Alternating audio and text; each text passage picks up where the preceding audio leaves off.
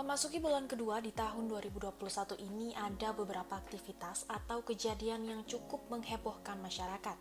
Hal tersebut telah dirangkum di Pop 5.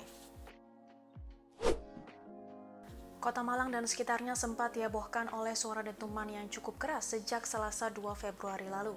Hal ini memunculkan spekulasi warga tentang apa penyebab dentuman tersebut.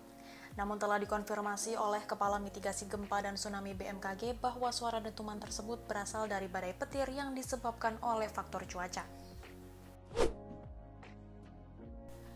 Menindaklanjuti kasus seragam sekolah di Kota Padang beberapa waktu lalu, Menteri Pendidikan dan Kebudayaan Nadiem Makarim menerbitkan Surat Keputusan Bersama atau SKB 3 Menteri terkait penggunaan seragam dan atribut di lingkungan sekolah. Dalam SKB 3 Menteri tersebut ditekankan bahwa penggunaan seragam dengan atau tanpa kekhususan keagamaan merupakan hak tiap individu dan pemerintah daerah ataupun sekolah dilarang melarang dan mewajibkan. Pendiri dan pengelola Pasar Muamalah Depok, Jawa Barat, Zaim Saidi ditetapkan sebagai tersangka penggunaan uang dinar dirham dalam bertransaksi di Indonesia.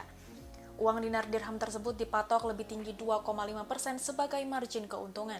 Zaim terancam hukuman pidana 1 tahun sesuai dengan Pasal 9 Undang-Undang KUHP dan Pasal 33 Undang-Undang Nomor 7 Tahun 2011 tentang mata uang.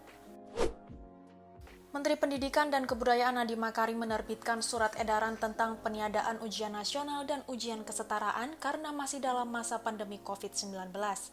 Dengan ini maka ujian nasional dan ujian kesetaraan tidak menjadi syarat kelulusan atau seleksi masuk ke jenjang pendidikan yang lebih tinggi. Sebagai gantinya, penentuan kelulusan dilakukan melalui nilai rapor tiap semester. Kelompok junta militer Myanmar telah berhasil mengadakan kudeta kekuasaan. Dalam kudeta ini, pemimpin de facto Myanmar dan aktivis demokrasi Aung San Suu Kyi ditahan atas tuduhan kecurangan yang dilakukan pada pemilu November 2020 lalu. Hal ini menimbulkan penolakan dari rakyat Myanmar yang baru saja bebas dari rezim militer pada 2015 lalu.